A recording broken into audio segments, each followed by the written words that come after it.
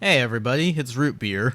We recently got news that Booster Set 3 is going to introduce 3 new ride lines for Dark States, Brantgate, and Stoicheia, so thought we'd talk about them, look at how Nation Fight has developed so far, what their philosophy is for putting supports into each set, some potential concerns that might come up with 3 new ride lines being added, and how they could possibly address some of those things. So as you're all aware, we got 2 ride lines in the upcoming Set 2, Dragonic Overlord and Phantom Blaster, so combined with the 3 lines that were just announced for Set 3, that puts every nation at 3 unique ride lines and different themes to kind of work with. So this kind of raised concerns with our friend James, who's been on the podcast before, where he feels like with all these different themes coming up, every nation is going to have more and more cards segmented between different themes, and we might start running into a situation where there's only so much space in any particular pack, and so certain bosses and themes are going to start being left out with each upcoming set, and there's some concern there that that's going to push us closer and closer to the problems that existed within the clan fight system. I already made a video about this before, but in general, the problem with clan fights was just there were so many clans and support was so uneven between those clans. Oftentimes you would have certain clans, the main character clans in particular, just kind of getting wave after wave of support. Meanwhile, less popular clans like Spike Brothers or Mega Colonies are lucky if they get one set a year. And so it always just felt really bad when you like a certain clan and it just doesn't get the support that it needs to compete, and you're just sets and sets behind the rest of the meta, especially when other main character clans are getting 3-4 waves of support in a row.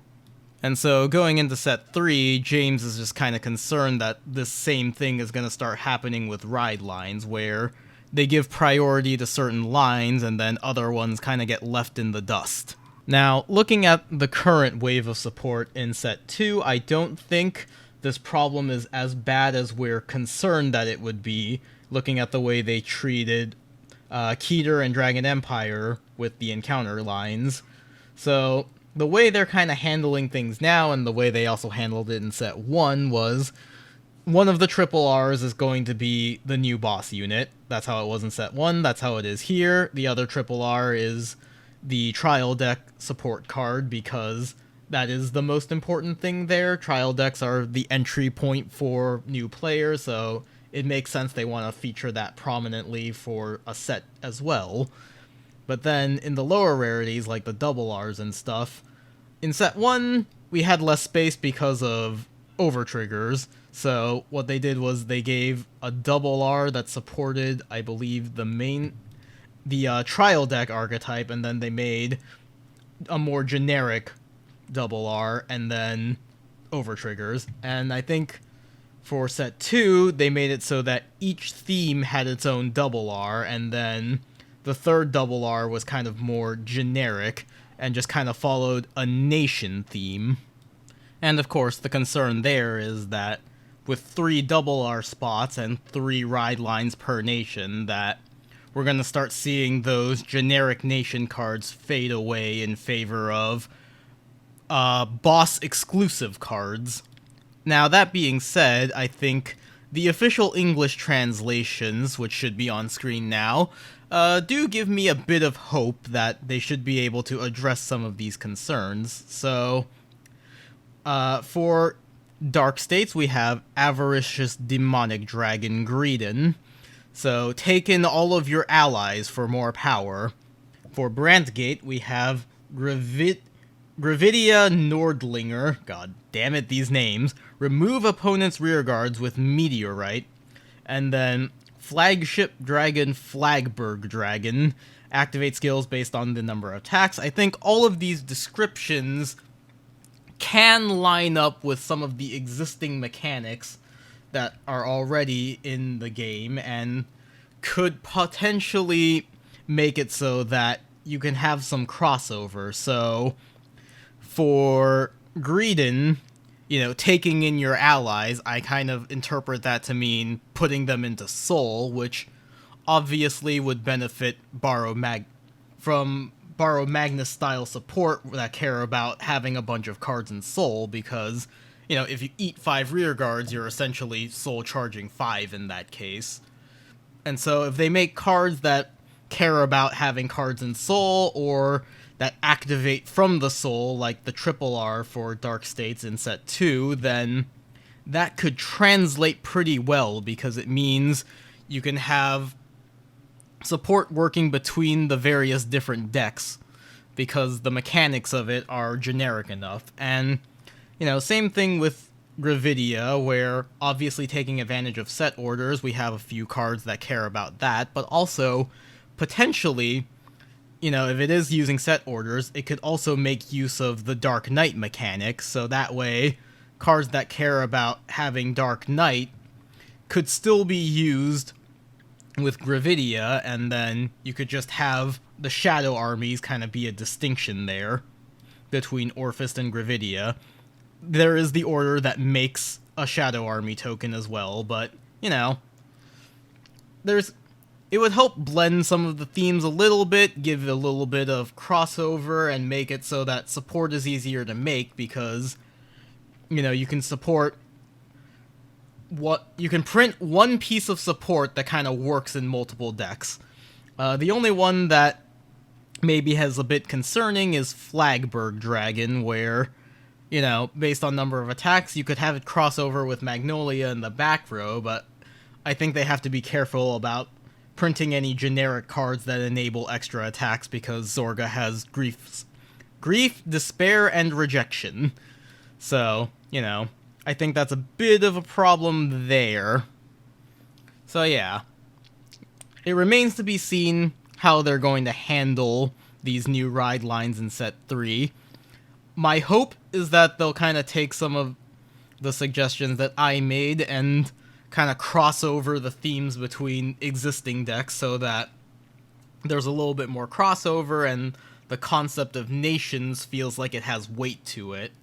Hopefully this doesn't become a thing where every ride line is just going to have its own double R, that they're going to reduce the prominence of nations by having less crossover, and we're going to end up with the same problems as Clan Fight. That would really suck if the whole point of the reboot was to kind of fix those problems.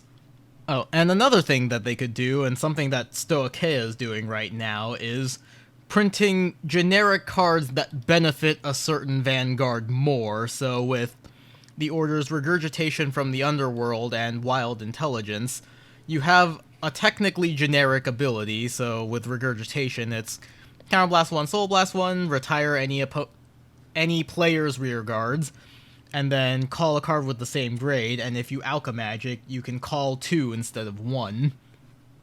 So obviously, playing it in Zorga is better, but the generic benefit of retiring a rear guard and calling your own of the same grade is still really good, and it could still see play in Magnolia and possibly Flagberg later on.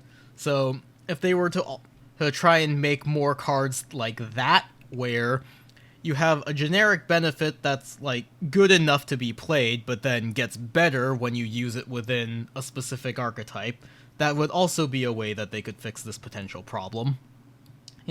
At the end of the day, I think they do have some awareness of these things. The overall design choices that they've made with these first 2 sets gives me enough confidence that they should be able to work it out with these new ride lines. I don't want to doom post too much before we've seen what these new ride lines are going to do. Anyways, Atlas also had his own take that he wanted to give for this topic, so I'm going to be kicking it over to him now. Thank you for listening to my segment. Here is Atlas. Hey, it's Atlas. As you can tell by the ridiculous picture Root Beer picked for this portion of the video, I just wanted to give my 2 cents about another set of ride lines for each nation. When nations were first revealed, us on the Nexus at Night podcast praised them due to the fact that your clan/nation of choice would be getting more support more times per year. So essentially, it went from 24 clans to 6 nations, and then you have 2 ride lines per nation, so that's 12 sets of support, and then you still have generic stuff where a card for one nation could work for Bruce just as well as it could for Baron Magnus. But at the same time, a lot of these early cards in the first set / second set have specifications. Like, if your Vanguard is Zorga, you get to do this, like Grief, Despair, and Rejection. You can't use that in Magnolia, which I think is good, because otherwise that would make Magnolia hilarious, but it still is trying to streamline support. Now, with a second set of ride lines with third set of ride lines with Dragonic Overlord, Phantom Blaster Dragon, all the things we talked about on last week's episode for the other 3, and I imagine another one for the Whale, then you go from 12 to 18, I think, right? 12, 1, 2, 3, 4. Yeah. 12 to 18, which means that the space in each set being released is more limited, which means that your support could be more limited. Now, I don't know what all of these effects do in the case of Brandgate, Stoicheia, and Dark States, but in what we've seen for Cater Sanctuary and Dragon Empire, it seems that they are having overly used that can be used in other decks, but just kind of sucks. Like, that probably isn't going to have a place in anything but Phantom Blaster Dragon. But what I'm worried about is, I think that, yes, you're getting support every set for your deck of choice, but it could be, like 1 or 2 cards, and depending on how you start it out, you might be having more of a problem. Cough, cough, Brandgate. So those are the worries I have. Whether or not Bushira manages to, square that circle remains to be seen, but in the meantime, I remain worried. And those are my 2 cents. I hope you enjoyed my stupid mug.